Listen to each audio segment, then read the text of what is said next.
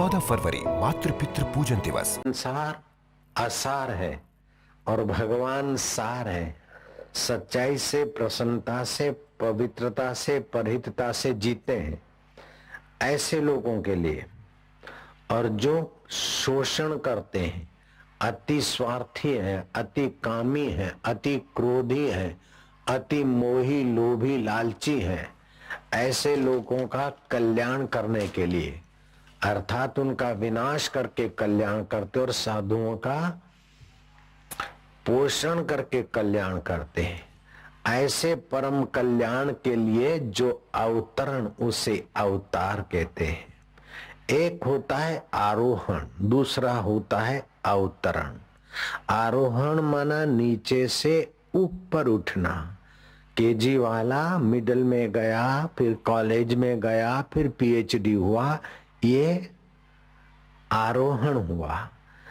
संसार में भटकने वाला जीव उपवास रखता है, व्रत रखता है, नियम करता है, धीरे धीरे अपने आत्मा परमात्मा के सुख को पाने के योग्य बनता है। यह है आरोहण। और भगवान का होता है अवतार। जो ऊपर से नीचे आए उसे कहते हैं अवतार। जैसे कोई उद्योगपति अपने कल कारखाने में जाए, बाबू लोगों के साथ और मजूर लोगों के साथ मिलकर काम करे, हंसते खेलते, तो हो गया उस सेठ जी का अवतार। अथवा तो कोई राजाधिराज महाराज प्रजा के हित के लिए अपने कार्यालयों में अपने नौकर चाकरों के साथ मिलकर कार्यशैली बताने के लिए बैठे रहे, ये हो गया अवतार। आरोहण हुआ के पटावाला में से बाबू बन गए तो आरोहण हुआ, लेकिन सेठ में से अथवा राजा में से बाबू बन गए तो हो गया अवतार। तो भगवान का होता है अवतार। अवतार भी कई प्रकार के होते हैं, कई बार कथा में तुमने सुना होगा, लेकिन नए नए लोग आते तो मुझे फिर से बोलने में अच्छा लगता है। जिन्होंने 2-4 जन्माष्टमी पहले की कथा नहीं सुनी है, ऐसे लोग ऊपर हाथ करेंगे, ये सब नए बंदे हैं। तो पहले की जन्माष्टमी की कथाएं सुनी हुई है, वे पुराने हैं, लेकिन भगवान की कथा फिर से सुनने से वही का वही ज्ञान, प्रकाश और रस आता है। सूर्य नारायण वही का वही, लेकिन रोज सुबह उसका दीदार आह्लाददायी है। तो भगवत गीता में भगवान कहते हैं, परित्राणाय साधूनां परित्राणाय साधूनां विनाशाय च दुष्कृतां धर्म संस्थापनार्थाय संभवामि युगे युगे। जो सज्जन है, साधु पुरुष है, साधुओं का उद्धार करने के लिए और पाप कर्म करने वालों का विनाश करने के लिए और धर्म की अच्छी तरह से स्थापना करने के लिए मैं युग युग में प्रकट हुआ करता हूँ। भगवान प्रकट होते हैं तो सामान्य आदमी ऑफिस में, दुकान में या राजा राज्य में जाता है तो अपने स्वार्थ से जाता है, लेकिन भगवान जब धरती पर अवतार लेते हैं तो भगवान का स्वार्थ नहीं होता। भगवान कृपावश, सुहृदतावश अवतार लेते हैं। हेतु रहित जग जुग उपकारी, तुम तुम्हारा सेवक असुरारी। भक्त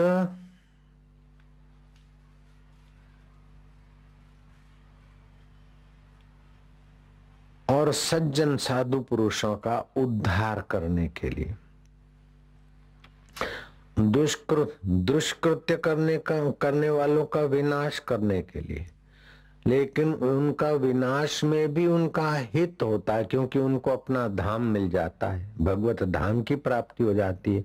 और विनाश होने से पाप कर्म से रुक जाते, शोषण से रुक जाते, अधिक संग्रह, अधिक शोषण, अधिक भोग वासना से वे बच जाते हैं।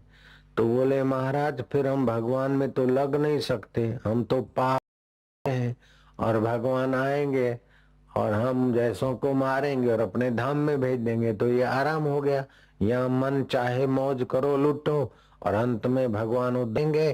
तो अपने भाई भगवान तो ऐसे पापियों को मारते हैं जो और किसी के बश का नहीं, ऐसे पापियों को मारते।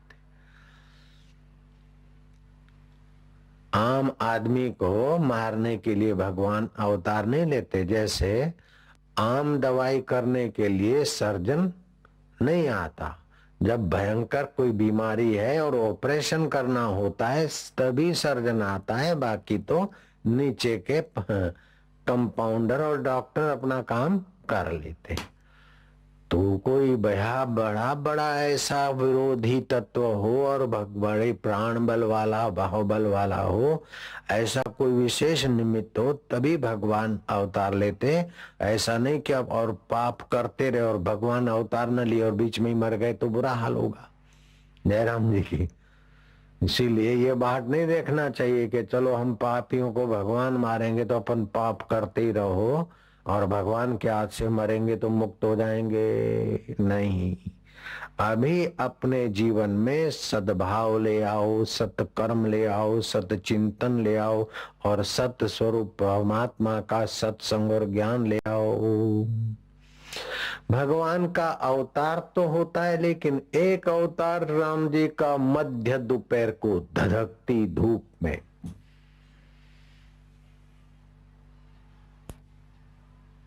गर्मियों में, तो दूसरा अवतार बादलों की छटा में, और सावन के महीने में, और महाराज कृष्ण पक्ष अंधेरी रातियां, और वो भी अष्टमी को होता है। और फिर अष्टमी अंधेरी रात तो है लेकिन रात को 12 बजे। क्यों ऐसा? एक का होता है दिन को 12 बजे और दूसरे का दूसरा अवतार होता है रात को 12 बजे। ये 12 बजना कैसे भगवान कृष्ण ने पसंद किया, भगवान राम ने पसंद किया, और बापूजी का भी 12 बजे का। ये सब 12 बजे क्यों पसंद करते हैं? 12 बजे क्यों पसंद पड़ गया बता?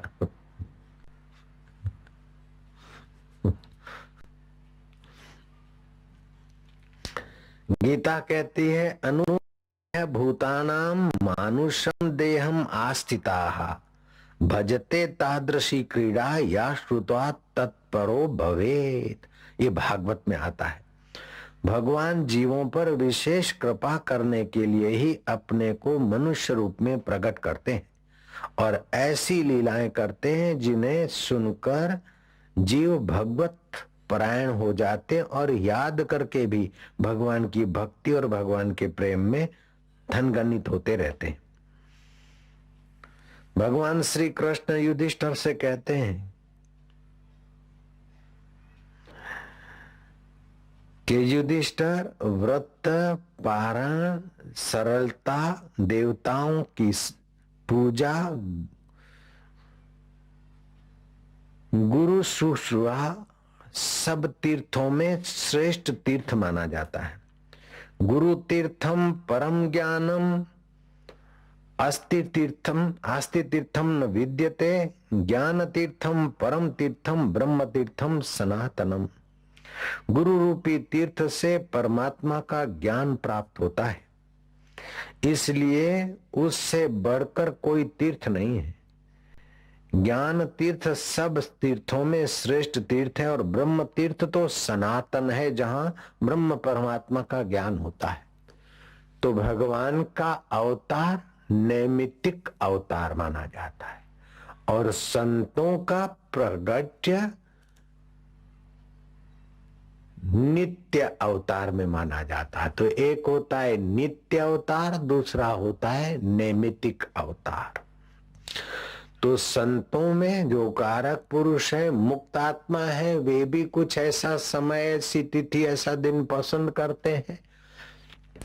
और भगवान का अवतरण होता है निमित्तिक। कंस का निमित्त लेकर आए, रावण का निमित्त लेकर आए, कोई बड़ा निमित्त लेकर आए। तो बड़े निमित्त में भी भगवान ये बात युधिष्ठिर को कहते हैं कि गुरु रूपी तीर्थ से परमात्मा का ज्ञान प्राप्त होता है, इसलिए उससे बढ़कर कोई तीर्थ नहीं है। ज्ञान तीर्थ सर्वश्रेष्ठ तीर्थ है और ब्रह्म तीर्थ सनातन है। ऊपर के श्लोकों में आया कि परित्राणाय साधूनाम विनाशाय च दुष्कृताम धर्म संस्थापना अर्थाय संभवामि युगे युगे, युग युग में आता हूं। और कई बार युग में, एक युग में कई बार भी भगवान आते हैं। अभी भी आ रहे हैं डोली में बैठे बैठे। ये कैसा बनाया है?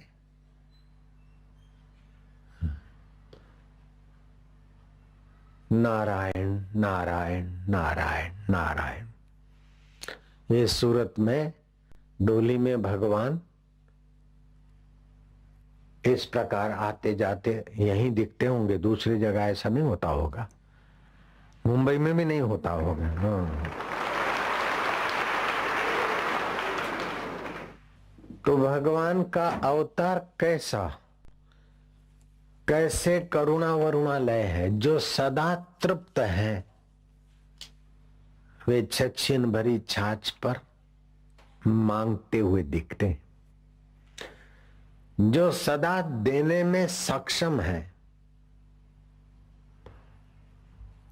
वो गोपी की तगारी उठाते उठाते बोलते कि इतनी मेहनत करवाती मुझे क्या देगी। जीव ने कहा कि महाराज आप और हम सखा हैं, तो आप तो मुक्त हैं, आनंद स्वरूप है, और हम बंधन में, तो फिर सखा कैसे? भगवान ने कहा भाई तुम संसार से सुख लेने के लिए पढ़ते हो इसलिए बंधन में हो, और मैं संसार से सुख लेता नहीं, सुख देने के लिए चेष्टा करता हूं इसलिए मुक्त हूं।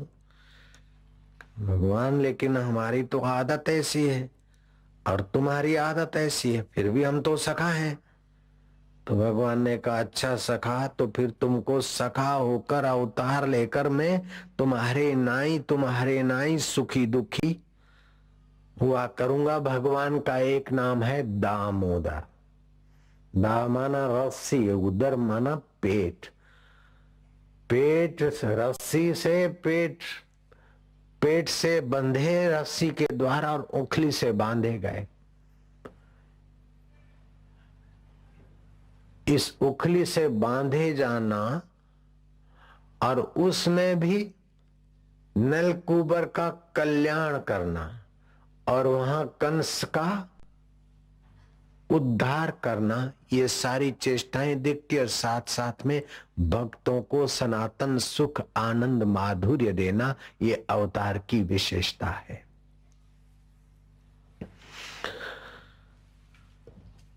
भगवान का एक नाम है केशव। के माना ब्रह्मा, श माना शिव, व माना विष्णु। ब्रह्मा को, विष्णु को, महेश को, ये सब करने की सत्ता जिससे आती है वह परब्रह्म परमात्मा का नाम केशव है। एक ब्रह्मांड में एक ब्रह्मा, एक विष्णु, एक महेश होते हैं। अनंत कोटि ब्रह्मांड है तो अनंत कोटि ब्रह्मांडों के अनंत कोटि ब्रह्मा विष्णु महेश के जो आत्मा होकर बैठे हैं वे ही तुम्हारे आंखों के द्वारा टुकुर टुकुर देखने की लीला करते हैं, मन के द्वारा सोचते हैं, बुद्धि के द्वारा निर्णय करते हैं।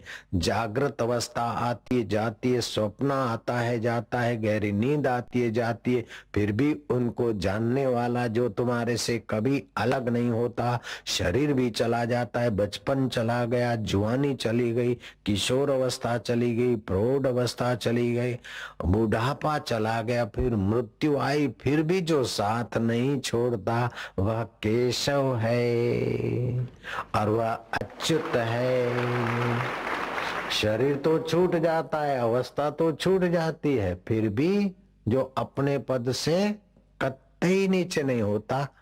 केशव अच्युतम केशवम राम नारायणम श्रीधरम माधरम गोपिका वल्लभ जानकी नायकम श्री रामचंद्रम भजो हरि। बोले बापू जी भगवान एक है, फिर इतने भगवान के नाम क्यों? लोग मिसगाइड न हो जाए। एक भगवान नाम रख देते बस बहुत हो गया। सृष्टि करता सबका ईश्वर एक रख देते। कोई अल्लाह बोलता है, कोई ताऊ बोलता है, कोई करीम बोलता है, कोई रहीम बोलता है, कोई झूलेलाल बोलता है, कोई अम्बे माँ बोलता है, कोई द्वारकाधीश बोलता है। ऐसे ऐसे इतने सारे भगवान के नाम क्यों? मानो मुझी न पवन लोग गलती में न आ जाए। भैया डॉक्टर एक नाम बोलने से काम चल जाता है क्या?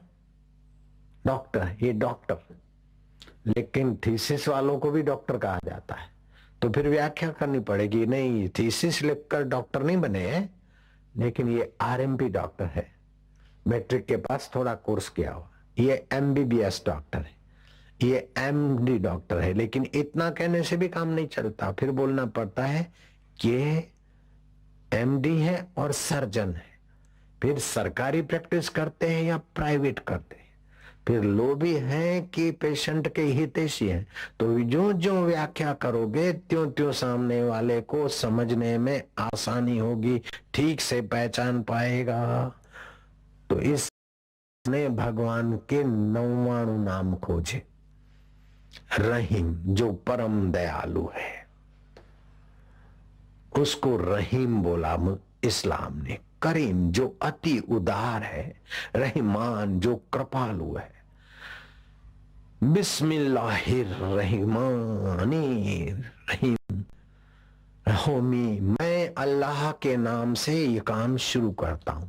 चीनियों ने भगवान का नाम खोजा ताओ, जो तना हुआ है, विकसित करना जो जानता है, विश्व में व्याप रहा है, उसको ताओ बोलते। तो सबने उस परमात्मा के अपने अपने भावों गुणों प्रभावों को ध्यान में रखते नाम खोजे। लेकिन हिंदू धर्म ने तो कमाल कर दिया, धोती फाड़ के रुमाल कर दिया। नहीं महाराज, अपने अहम को चीरकर रुमाल कर दिया, अहम को फाड़कर रुमाल कर दिया। भगवान के हजार हजार नाम हिंदू सनातन संस्कृति ने खोजे, हजार हजार नाम। उन हजार नामों में एक नाम भगवान का है गुरु, जो लघुता से ऊपर उठा दे, जो प्रकाश दे दे, अंधकार से प्रकाश की ओर ले जाए और लघुता से उन्नति की तरफ ले जाए। और वही नाम फिर महापुरुषों का है, गुरु है। लेकिन गुरुओं में भी कुल गुरु है कि विद्या गुरु है कि अक्षर गुरु है कि पौराणिक उपदेशक गुरु है। ये करते करते फिर बोला कि सत्य स्वरूप ईश्वर से एक हुए पुरुष, उनको बोलते हैं सतगुरु। जलानाम सागरो राजा यथा भवती पार्वती, गुरु नाम तत्रैव सर्वेषां राजायं परमो गुरु।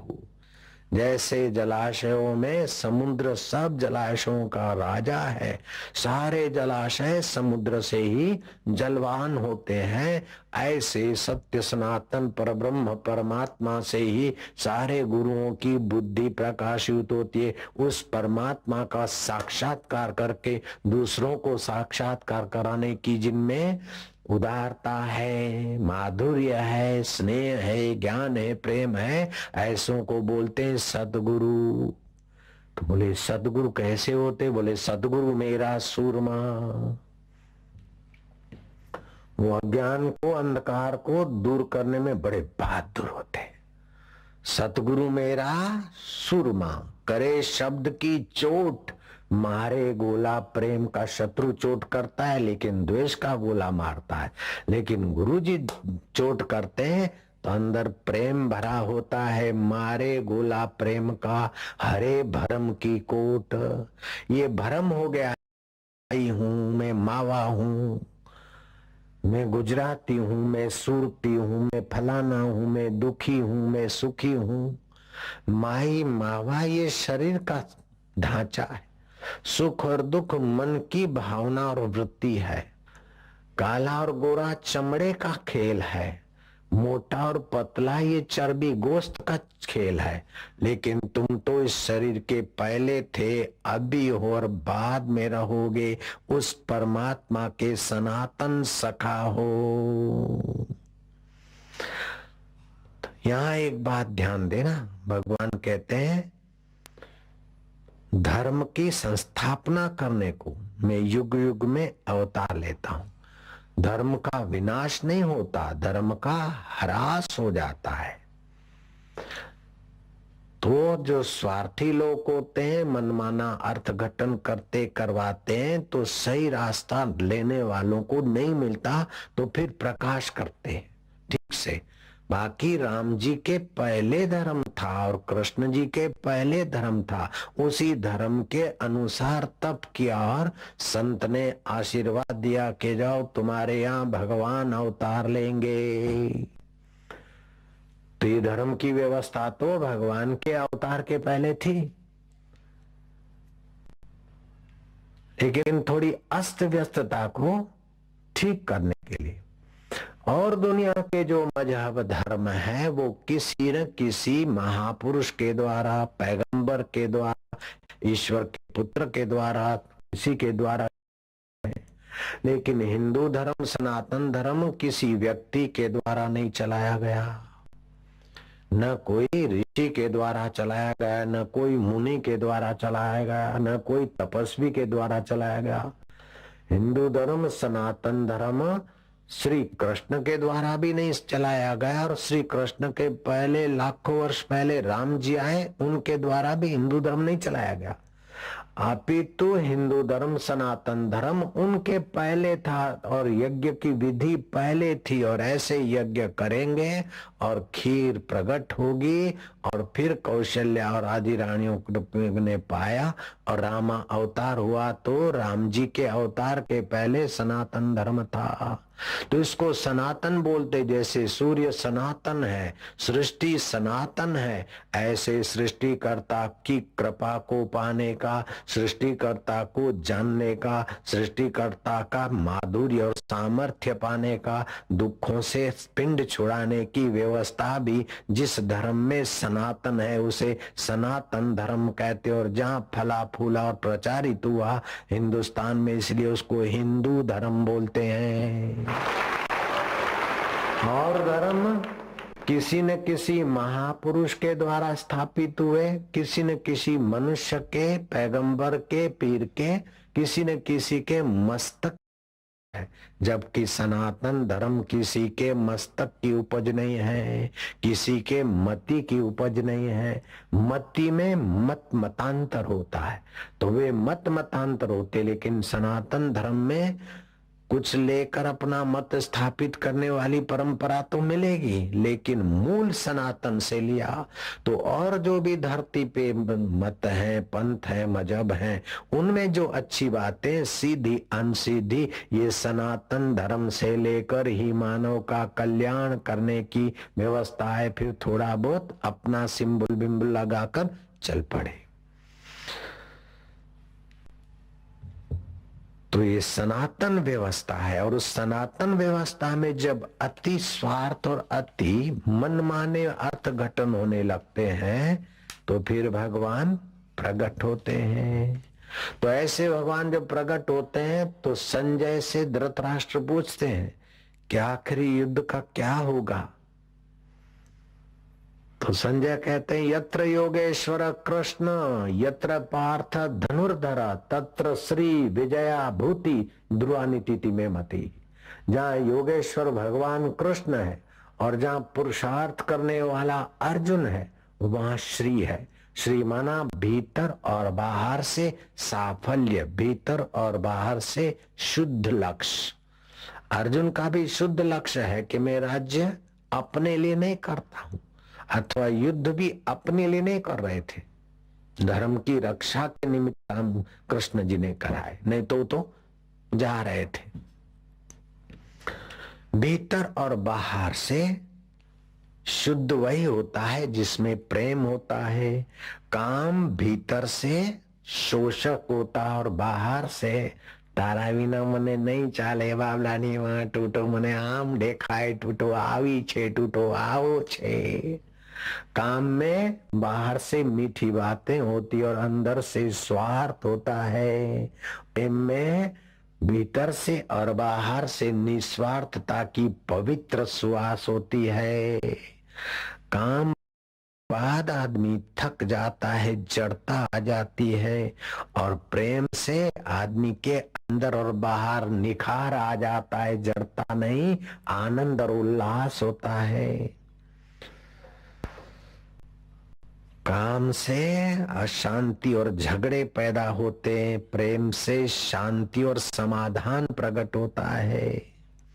काम में परिणाम में दुख होता है और प्रेम के परिणाम में आनंद स्वरूप ईश्वर की मुलाकात होती है। काम विकारी होता है, प्रेम निर्विकारी होता है। काम नाशवान होता है, जो काम भोगता है ज्यादा उसके शरीर को, मन को, पुण्य को, ओज को, जवानी को नाश कर देता है। और प्रेम अविनाशी होता है, नए दिव्य रस रसायन अंदर पैदा करता है और आदमी बुढ़ापे में भी जवान जैसा धन गणित रहता है, वो प्रेम कर सकता है।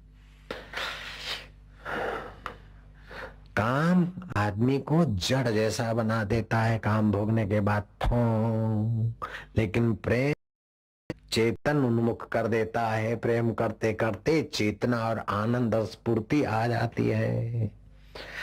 काम मनुष्य को